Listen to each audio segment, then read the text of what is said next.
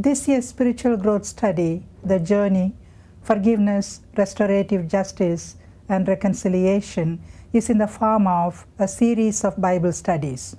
The story of David and Abigail, the story of Jacob and Esau, the story of the Syrophoenician woman, the prodigal son, the story of Zacchaeus, and the story of Jesus on the cross, and the community of women lamenting and mourning at the foot of the cross, and the story of the Council of Jerusalem in the Acts of the Apostles are some of the stories which constitute this particular spiritual growth study.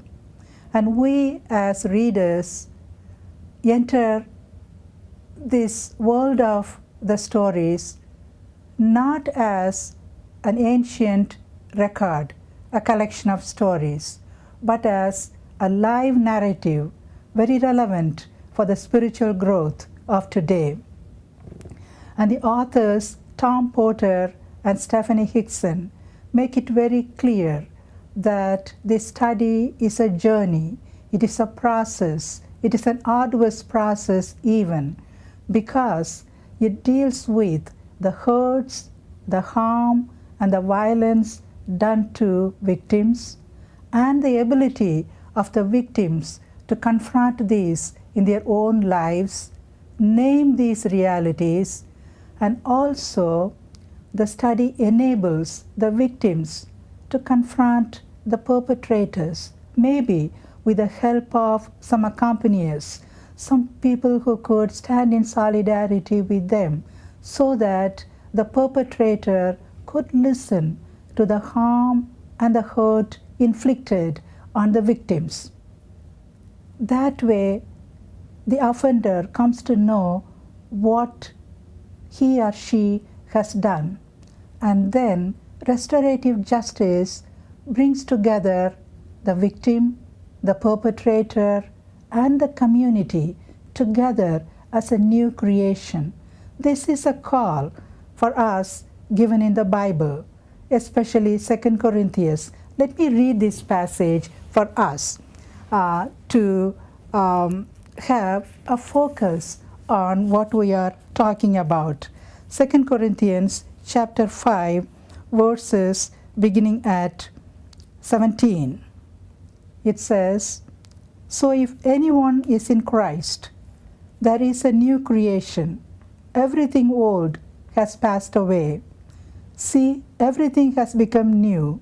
All this is from God, who reconciled us to himself through Christ, and has given us the ministry of reconciliation.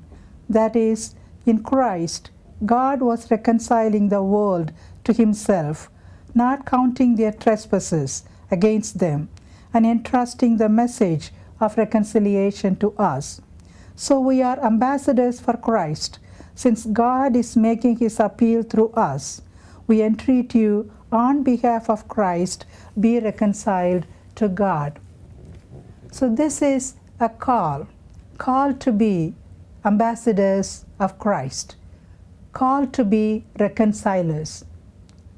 An upstream calling, nevertheless, it is a calling. Because Christ has reconciled us to God, our response is to follow that call with faithfulness. The study is not an ordinary study in a traditional sense. This study weaves in a study guide which enables the readers and participants to go through the reflection questions individually and as in groups. And these reflection questions allow the individuals to share their stories. Storytelling is a key in this methodology. Of course, if people do not want to share their stories, it's all right. It is imperative that we listen to each other's stories without being judgmental. In that process, maybe we'll be able to hear each other into speech, as Nell Martin, a theologian, would say. We share our stories, we listen to each other's stories, and we hear each other into speech. Especially the stories of the people who are harmed are very important because they need to be shared. They should not be bottled up. In order to start the journey of reconciliation, the victim has to start the process of confronting the harm and naming the harm and be on the journey of forgiveness. Of course, nobody could push the victims to forgive others. It is not cheap forgiveness. It takes a long time and it comes from the victim. It is a choice of the victim. It's a gift and the choice of the victim. Forgiveness, after all, is a gift. And as for the perpetrator, this is a hard thing because usually the system provides retributive justice, not restorative justice. That does not heal. The brokenness is left in the community, in the family, at the heart of the victim. So this particular study moves us beyond retributive justice to restorative justice. And it is also very important to take the realities of women, their experiences, into consideration. Historically, certain passages from the Bible have been used to subordinate women, even in abusive situations such as domestic violence. Therefore, it is very important to read the Bible from an angle of liberation. The liberating living waters of the Bible need to be appropriated in such a situation. For instance, Phyllis Tribble, an Old Testament scholar, says, "Do not leave the Bible to the Bible thumpers and the Bible bashers. Reclaim the Bible. Do not let it go until it blesses you." That's what we seek to do in this spiritual growth study. Wrestling with God, wrestling with ourselves until the Bible blesses us. And this particular spiritual growth study is in 3 languages: English, Spanish, and in Korean. And we have a youth study also, Forgiveness and Reconciliation.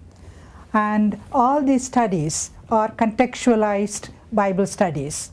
That means for Korean, the particular study guide is contextualized for the need of the Korean culture. The Spanish study has contextualized the study guide for the needs of the Hispanic readers. So I invite you to engage in this Bible study, in this spiritual growth study, in your conferences, in your districts, in your churches, and in your local units. After all, the core of the Bible is about forgiveness and reconciliation. The core of the sacrament of communion is about forgiveness and reconciliation as a people of God.